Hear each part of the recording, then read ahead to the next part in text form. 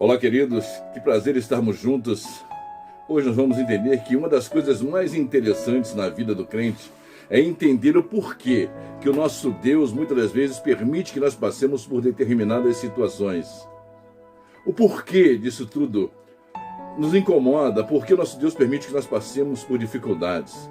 Muitas das vezes nós não entendemos como pode nós sermos filhos, sermos submetidos a determinadas situações, sermos submetidos a determinados problemas, coisas que acontecem no nosso dia a dia, com coisas que não condizem com as características de um filho.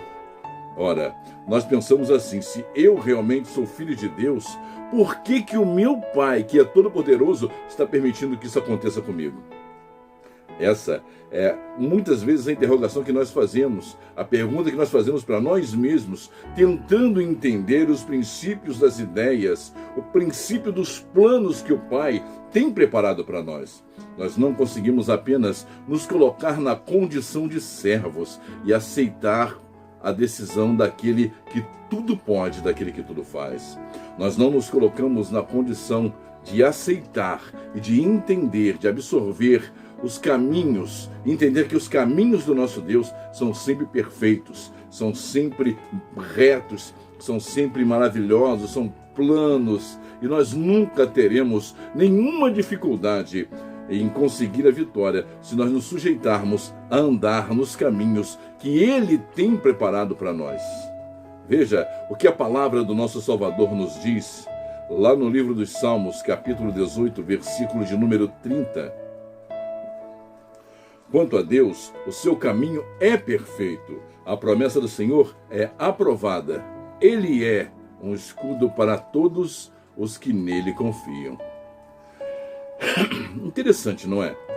Quando nós nos colocamos sob a proteção, debaixo das potentes mãos do nosso Criador, nós estamos seguros, mas nós nem sempre queremos nos colocar sob a mão do Criador. Nós queremos receber coisas das mãos do Criador, mas não nos colocar sob a sua mão, debaixo das suas potentes mãos. Muito menos ficar debaixo da sua vara, debaixo do seu cajado. Aí, nem pensar. Aí nós pensamos: peraí, mas esse Deus não é o Deus dos crentes. O Deus dos crentes é o Deus de amor, é o Deus que tudo pode, é o Deus que tudo suporta, é o Deus que acata todos os tipos de desmandos do seu povo, não é verdade? É aquele que está sempre pronto a retribuir com amor, com justiça, com equidade, está sempre pronto a dar alguma coisa ao seu povo.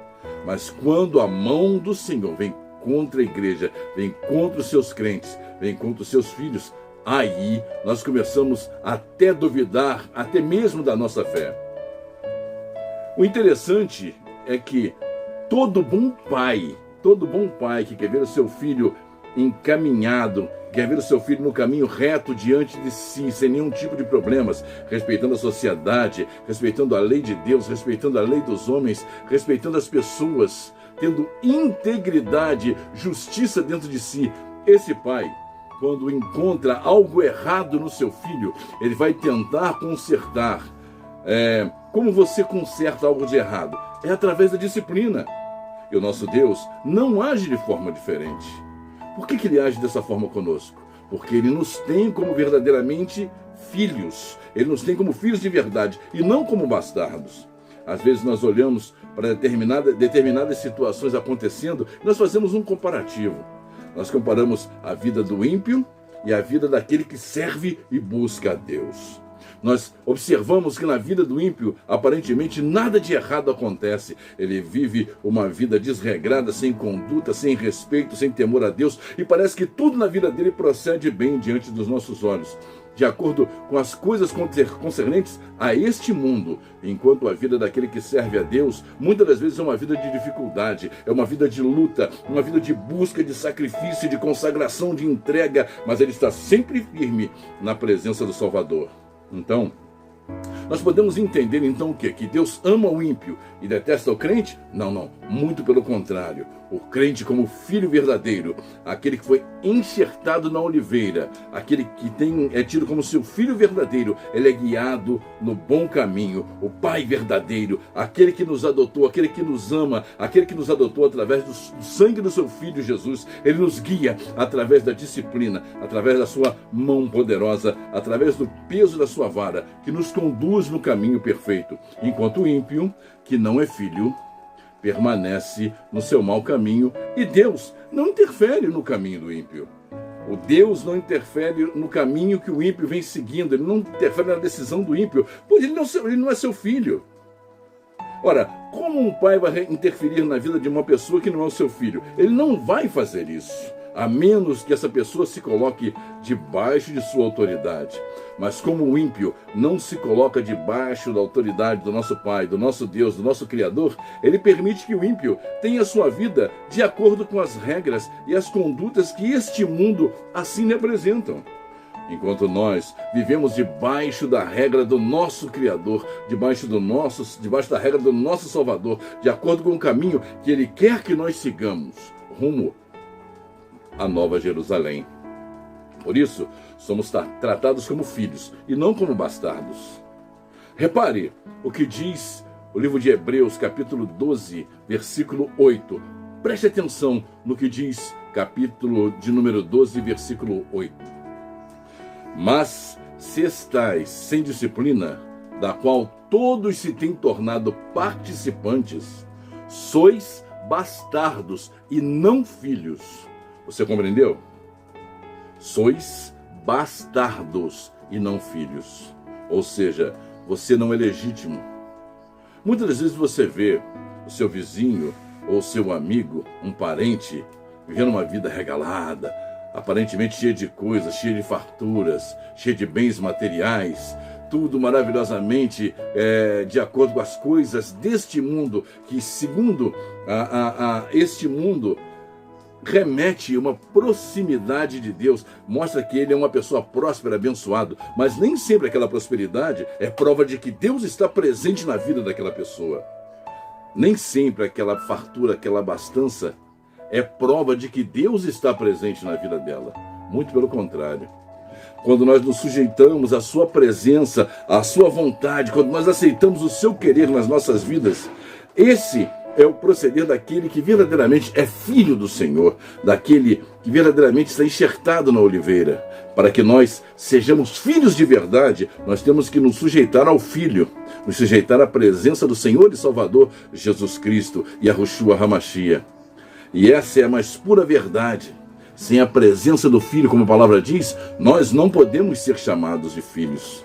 Veja o que diz o Evangelho de João, capítulo 1, versículo 12. Mas a todos quantos o receberam, aos que creem no seu nome, deu-lhes o poder de se tornarem filhos de Deus. Entendeu? Quando nós recebemos a Cristo Jesus, a Yahushua HaMashiach, como o nosso Senhor e Salvador, nós nos tornamos filhos de Deus. Somos enxertados na oliveira. Nós nos tornamos filhos de verdade. Quando nós nos tornamos filhos de verdade, nós nos submetemos à autoridade do Pai. É assim que o crente vive, é assim que nós temos que entender que Deus tem tudo preparado para nós, quando nós nos sujeitamos a Ele, quando nós nos colocamos debaixo da sua autoridade. Veja o exemplo de João Batista. No início do seu ministério, ele entende logo a situação que ele estava envolvido, quando ele inicia o seu ministério 6 meses antes de Jesus começar o seu ministério. Quando Jesus aparece 6 meses depois, João faz uma declaração diante dos seus discípulos, que serve de exemplo para todos nós. Uma declaração de humildade, uma declaração de submissão, a qual nós também deveríamos estar sujeitos, estar também entregues completamente. Quando ele fala lá no Evangelho de João, capítulo 3, versículo 30, quando ele diz: é necessário que ele cresça e que eu diminua. Você entendeu? Nas nossas vidas deveria ser dessa forma. Tem que ser assim. Tem que ser necessário que Jesus, que Yahushua HaMashiach, cresça nas nossas vidas e nós venhamos a diminuir, que o nosso Salvador cresça e que nós desapareçamos, que nós venhamos a diminuir, que nada seja para a nossa glória, mas para a glória dele. Consequentemente, abandonando as coisas concernentes a este mundo, as coisas que fazem parte deste mundo. Lógico, vamos viver da melhor forma possível, da melhor forma que pudermos viver, mas sem nos apegarmos a nada que diga respeito a este mundo, para que Deus não venha tirar aquilo que venha se tornar um Deus com D minúsculo nas nossas vidas. Eu não sei o que é um Deus na sua vida, um Deus com D minúsculo. Se é teu filho, ou se é a tua filha, se é um carro, uma casa, o dinheiro no banco, ou se é a tua própria vida. Eu não sei o que é um Deus na tua vida. De repente o teu pastor é o teu ídolo, é o teu Deus, né?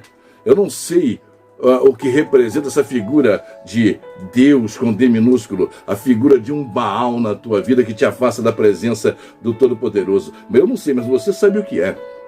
Então não permita que isso não continue na sua vida, para que Deus não arranque isso definitivamente da tua vida, para que Ele não tire aquilo que faz separação entre você e Ele, para que você possa ter comunhão plena com Ele.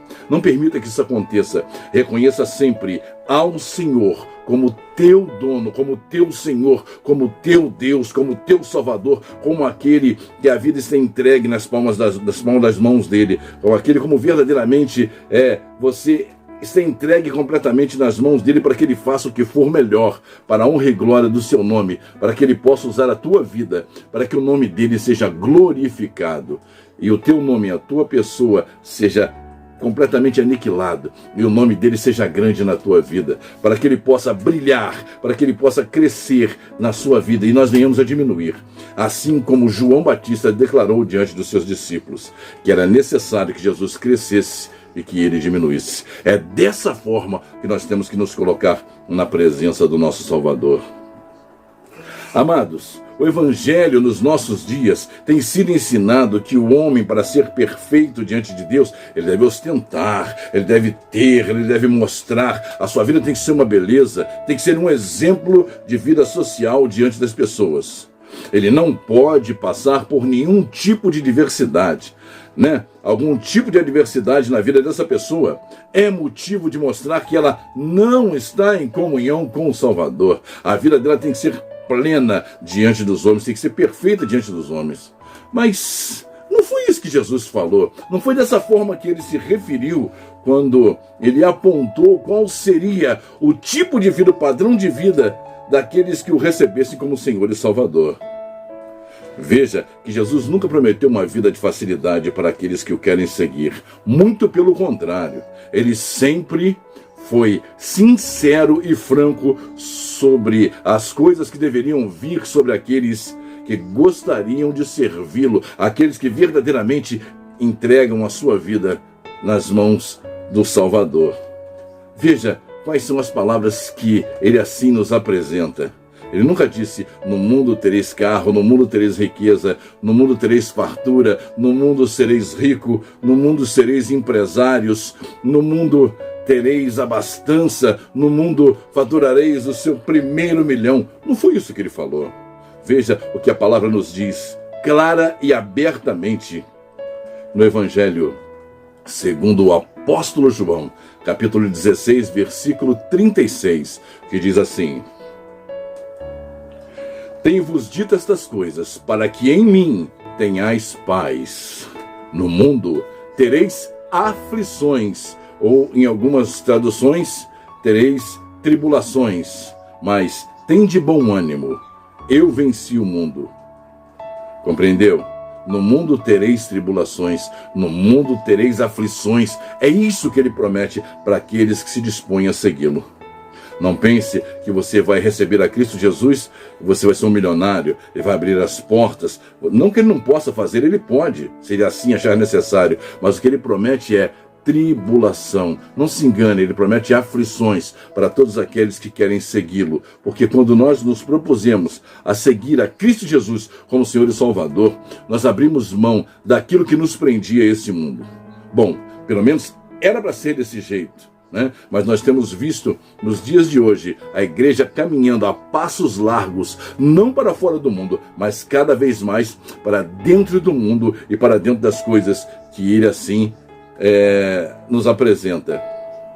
E a palavra também continua nos falando cada vez mais a respeito daquilo que ele tem preparado para nós. Veja o que diz lá em 2 Timóteo, capítulo de número 3, versículos 16 e 17, a respeito das Escrituras Sagradas, a respeito daquilo que está contido nas Escrituras para o servo e para a serva de Deus, para aqueles que verdadeiramente entregam as suas vidas nas mãos do Criador. Veja o que a palavra diz. Toda a Escritura é divinamente inspirada e proveitosa para ensinar, para repreender, para corrigir, para instruir em justiça, para que o homem de Deus seja perfeito e perfeitamente preparado para toda boa obra. Você compreendeu? A palavra, para nós que somos salvos, para nós que temos a marca da promessa, é para que sejamos perfeitos, para que andemos em justiça, para nos ensinar, para nos repreender, para nos corrigir, para nos colocar no caminho. Essa é a palavra que o Senhor tem preparada para nós nas suas sagradas Escrituras, para que nós andemos segundo a sua soberana vontade, para que nós façamos a sua vontade e não a nossa vontade. Para encerrar, vejamos o que Jesus disse a respeito da vontade do Pai, sendo ele em forma de Deus. Ele não usurpou ser igual a Deus, ele não usurpou ser igual ao Pai, muito pelo contrário, ele nos colocou na posição de mais humilde de todos. Ele se diminuiu, ele se colocou na posição de quase desaparecer na presença do Pai, fazendo com que a vontade do Todo-Poderoso resplandecesse na sua vida. Ele fez com que a vontade do Pai enchesse a sua vida, e mais uma vez ele foi exaltado pelo próprio Pai quando ele se colocou nessa posição de servo e servo fiel. Preste bastante atenção na postura do nosso Senhor e Salvador Jesus Cristo, o Yahushua HaMashiach, quando ele está ali no Getsêmani, prestes a ser preso, prestes a ser entregue por Judas Iscariote, aquela turba que viria prendê-lo. Preste atenção, ele ora ao Pai profundamente, ele ora ao Pai naquele momento de dificuldade. Veja que Jesus estava passando por um momento de extrema dificuldade. Enquanto isso, nós, réis pecadores, não podemos nos sujeitar a passar por dificuldades. Sabe por quê? Porque fomos ensinados por muitos falsos profetas, falsos líderes, que na vida do crente só acontece vitória. Quando você recebe Jesus, é só vitória, nós nunca teremos problemas, porque nós somos filhos, nós temos que comer o melhor da terra, é só vitória. Cristo estava passando, naquele momento, por um dos piores momentos da sua vida. Ali ele suava gotas de sangue naquele momento, orando, pedindo ao Pai, pedindo intensamente o Pai, para que pudesse rever aquela situação, pudesse, de repente resolver aquela situação de uma outra vez, de uma outra possibilidade, pudesse resolver aquela situação de uma outra, olhar aquela situação de um outro ângulo. Mas ele jamais questionou ao Pai, jamais questionou a Yahu Sabaoth, jamais ele perguntou: Pai, o que o Senhor está fazendo comigo? Eu sou príncipe. Eu estava do teu lado, e tu permite agora que esse povo cheio de pecado, que esses pecadores façam o que querem comigo, Pai? Não, ele não fez isso. Muito pelo contrário. Ele se colocou na condição de servo, na condição de menor de todos. Preste bastante atenção no que o nosso Senhor e Salvador fez naquele momento, a postura de Jesus naquele momento, a postura dele diante do nosso Deus. Lá em Lucas capítulo 22, versículo 42, mostra a postura de Jesus diante do Pai, postura que eu e você deveríamos ter. Jesus naquele momento ora ao Pai, busca intensamente e diz: Pai, se queres, afasta de mim esse cálice, mas todavia que não se faça a minha vontade, mas a tua vontade. É isso que nós temos que fazer, queridos. É isso que nós temos que fazer, esquecer a nossa vontade, esquecer aquilo que nós queremos, esquecer aquilo que faz bem para a nossa carne e olhar para o nosso Deus e falar: Pai, não seja feito o que eu quero, mas seja feito o que tu quer, a tua vontade.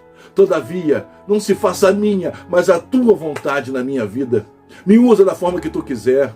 É essa postura que nós temos que ter, é isso que nós temos que fazer, é essa postura que nós temos que ter diante do nosso glorioso, eterno, bendito e santo, o nosso Deus. É essa postura que nós temos que ter diante do nosso Salvador, aceitando plenamente a sua vontade, pedindo que nós venhamos a diminuir, que nós venhamos a ser cada vez mais diminuídos da presença dele e que o nome dele cresça nas nossas vidas, aceitando que os problemas, as dificuldades que vêm sobre toda a humanidade, que ele vem sobre os crentes, vem sobre todas as pessoas, mas nós temos a presença do Espírito, temos a presença do Deus Todo-Poderoso, para que nós possamos suportar pela fé, glorificando assim o nome do Filho bendito, testemunhando diante dos homens. O crente tudo suporta por ter sido recebido por Deus, por causa do sangue derramado do madeiro, copiando assim a mensagem do nosso Senhor e Salvador Jesus Cristo, nos portando como verdadeiros filhos.